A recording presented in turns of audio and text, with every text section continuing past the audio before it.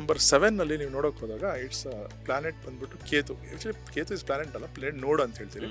But ಏನು ಅಂತಂದರೆ sir, 7 is associated with spirituality, 7 is associated with individuality sir.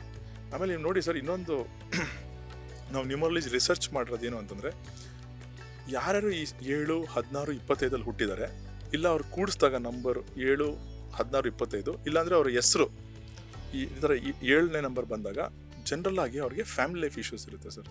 ಇಲ್ಲ ಅವ್ರಿಗೆ ಮದುವೆ ಆಗ್ತಾ ಇರಲ್ಲ, ಇಲ್ಲ ಡಿಲೇಡ್ ಮ್ಯಾರೇಜ್ ಆಗ್ತಾ ಇರುತ್ತೆ, ಇಲ್ಲ ಜಾಸ್ತಿ ಡಿವೋರ್ಸ್ ಕೇಸಸ್ಸು ನಂಬರ್ 7 ಹುಟ್ಟಿರೋರಿಗೆ ಹೊಂದಾಣಿಕೆ. ಇದು ಹೊಂದಾಣಿಕೆ ಅನ್ನೋದಲ್ಲ ಸರ್, ಈ ಕೇತು ಅಂದರೆ ಕಟ್ ಆಫ್ ಅಂತ ಸರ್.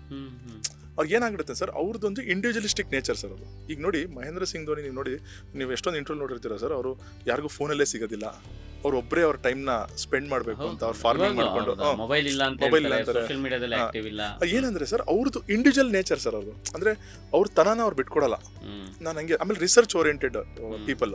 ಸೊ ಏನಾಗುತ್ತೆ ಅಂದ್ರೆ ಸರ್, ಒಂದು ಸಂಸಾರ ಸಂಬಂಧ ಅಂತಂದ್ರೆ ಇಂಡಿವಿಜುವಾಲಿಟಿ, ಮಿಕ್ಸಿಂಗ್ ಇದೆಲ್ಲ ಇರುತ್ತೆ ಸರ್. ಸೊ ಅಂಡರ್ಸ್ಟ್ಯಾಂಡಿಂಗ್ ಇರುತ್ತೆ ಸರ್. ಈ ತರ ನೇಚರ್ ಇದ್ದಾಗ ಏನಾಗುತ್ತೆ ಅಂದ್ರೆ ಗೊತ್ತಿಲ್ಲದೇನೆ ಕಟ್ ಆಫ್ ಆಗ್ಬಿಡುತ್ತೆ ಸರ್, ನಾವು ಕಟ್ ಆಫ್ ಆಗ್ಬಿಡ್ತೀವಿ.